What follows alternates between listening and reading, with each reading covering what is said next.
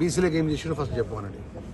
42% BC కులగణ విషయంలో కట్టుబడి రాత్రి 11 గంటల దాకా అసెంబ్లీలో టీఆర్ఎస్ బీఆర్ఎస్ పార్టీ ఎమ్మెల్యేలు, బీజేపీ ఎమ్మెల్యేలు, ఎంఐ ఎమ్మెల్యేలతో అందరి అభిప్రాయం తీసుకుని ఏకంగా తీర్మానం చేసి కేంద్రాన్ని పంపించడం గవర్నర్.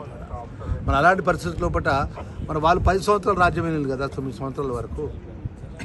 వాళ్ళ మాజీ ముఖ్యమంత్రి కేసీఆర్ ఏం చేసిండు, మాజీ మంత్రులు కేటీఆర్ ఏం చేసిండు, హరీష్ రావు ఏం చేసిండు, బీసీలకు ఏం చేసిండు, మేలు చేసిన విషయం ఒకటి చెప్పమనండి.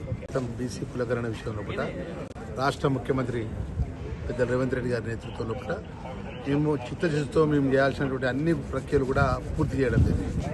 ఏదైతే లీగల్గా కోర్టు పరంగా ఉన్నటువంటి కొంత ఇబ్బందికరమైన పరిస్థితుల లోపల రేపు మార్చి 31 లోపల స్థానిక ఎన్నికలు జరగనట్టయితే సుమారు 3,000 కోట్ల రూపాయలు తిరిగి కేంద్ర ప్రభుత్వాన్ని నిధులు వాపసు వెళ్ళిపోతుంది. ఈరోజు మీ అందరికీ తెలుసు, మీడియా మిత్రులు తెలుసు, తెలంగాణ యావత్ తెలంగాణ తెలుసు.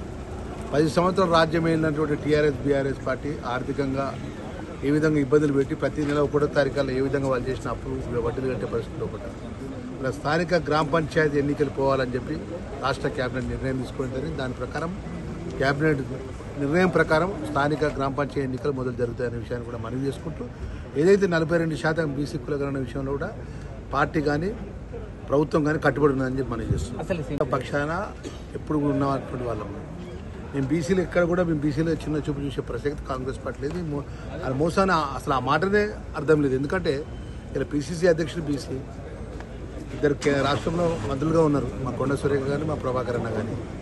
ఈరోజు మేము ప్రతిదానికి చిత్తశుద్ధిగా కట్టుబడి ఉన్నాం తప్ప ఏదైతే కేంద్రంలో రావాల్సినటువంటి స్థానిక ఎన్నికల బలోపేతాన్ని గ్రామ పంచాయతీలో ఉన్నటువంటి ప్రజల యొక్క కష్ట సుఖాల లోపల కేంద్ర బడ్జెట్ అమలు చేసే విషయంలో నిర్ణయం తీసుకున్నాం తప్ప తప్పకుండా రేపు స్థానిక ఎంపీటీసీ జడ్పీటీసీ ఎన్నికలు కానీ రాబోయే ఎన్నికలు ఇది మున్సిపల్ ఎన్నికల లోపల కానీ 42% కోర్టు పరంగా నిర్ణయం జరిగిన వెంటనే తప్పకుండా దానికి కట్టుబడి మేము ఆల్రెడీ అసెంబ్లీలో తీర్మానం చేసినాం, గవర్నర్ దగ్గర పంపించినాం, గవర్నర్ కేంద్రం పంపించిన అంటున్నాడు. సరే ఏదేమైనా కూడా ఎక్కడ కూడా మేము బీసీల పక్షాన ఉన్నాం తప్ప బీసీలకు ఎక్కడో మేము మాట తప్పలేదనే విషయం మనం చేస్తున్నాం.